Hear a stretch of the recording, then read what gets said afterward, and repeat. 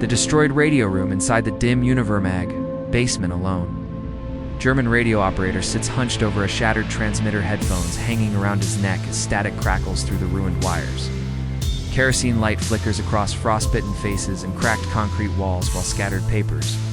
Spent shells and frozen breath fill the frame, capturing the exact moment the last voice of the Sixth Army goes silent. Paulus, handing over his pistol in a stark, floodlit basement room, Field Marshal Paulus stands stiffly before a Soviet colonel, his gaunt frame silhouetted against the rough stone wall as he calmly places his sidearm on a wooden table. Two Red Army guards watch from the shadows, steam rising from their greatcoats in the frigid air, while dust swirls through the beam of an overhead lamp like drifting ash. Newsreel photographers setting up above the ruins, amid the shattered aisles of the Univermag's upper floor. Soviet cameramen in greatcoats arrange heavy film lights among collapsed pillars and twisted metal, their breath forming pale clouds as they position a tripod beside snow-dusted mannequins. Outside the broken windows, the ruins of Stalingrad loom through drifting smoke and winter fog. The official surrender photo against a backdrop of jagged rubble and blasted concrete. Paulus stands tallest among Soviet officers and soldiers, his oversized coat hanging loosely from his starved frame. Eyes fixed beyond the camera with hollow calm. Snowflakes cling to helmets and shoulders as the flashbulb ignites, freezing in time the quiet collapse of an army.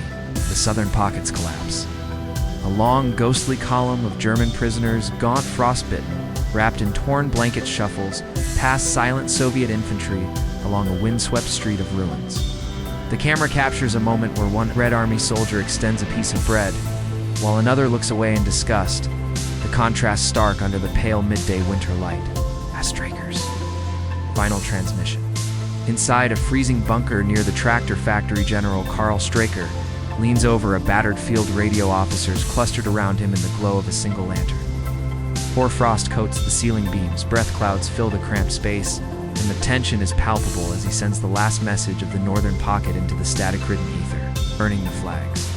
German soldiers of the 11th Corps stand in a jagged courtyard surrounded by smashed factory walls, watching silently as their officers torched folded swastika banners in a makeshift fire pit. Smoke rises sharply in the icy air, swirling around rifles, stacked in surrender and casting stark shadows across snow stained with soot and debris. The last weapons laid down. In the gray dawn outside the tractor factory, exhausted German troops step forward one by one to place rifles, MG-34s, and pistols in a growing pile on the frozen ground. Their faces blank with surrender, while Red Army soldiers stand watch amid drifting snow and the skeletal frames of destroyed machinery. Hitler receives the news. Inside the Wolf's Lair map room, Hitler stands rigidly before a massive Eastern Front map, backlit by cold overhead lamps that carve deep shadows across his face.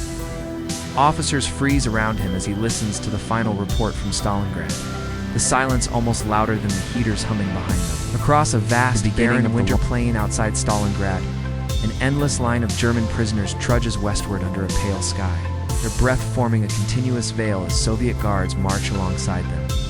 The camera captures bent spines, torn boots, and the distant shape of the ruined city fading behind them like a memory swallowed by snow.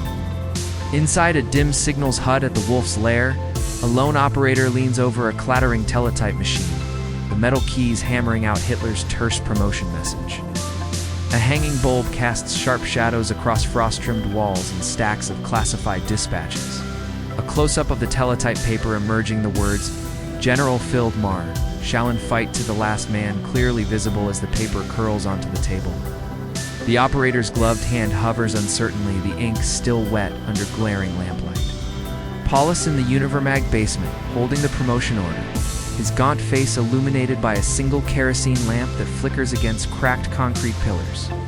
Maps, candles, and empty ration tins clutter the table as officers watch in tense silence.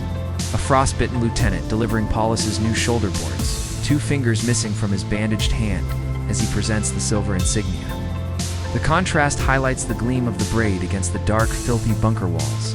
A wide shot of the Univermag command bunker, officers wrapped in blankets over their greatcoats, breath fogging the air as they study dwindling supply charts.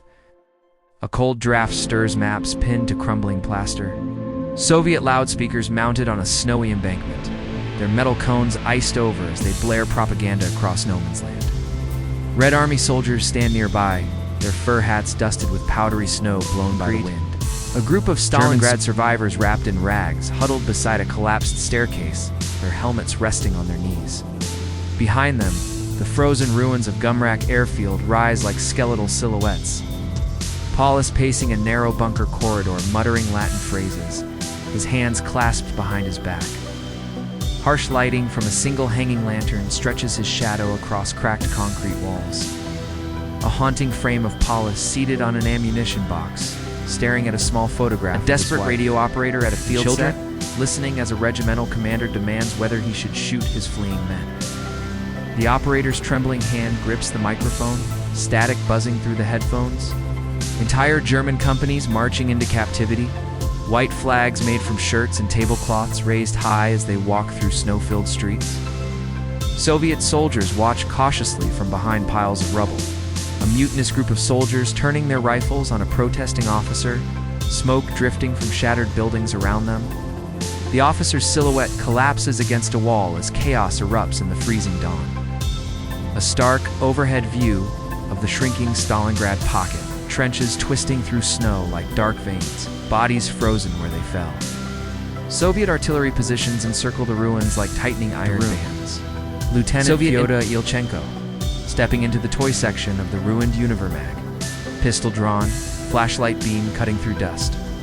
Broken dolls, toppled shells, and scattered marbles reflect the dim light. Paulus standing tall in his long overcoat, saluting Ilchenko amid the wreckage of children's toys. The Field Marshal's face is expressionless, but the strain is visible in the deep shadows beneath his eyes. The moment of capitulation frozen in time, Paulus and Ilchenko facing each other across a floor littered with marbles, snow blowing in through shattered windows behind them. The composition stark and symbolic. The northern pocket still fighting amid burning ruins, machine gun teams firing from snow-packed trenches as Soviet shells erupt nearby. The camera captures the fierce contrast between blinding snow and black smoke rising into the gray winter sky.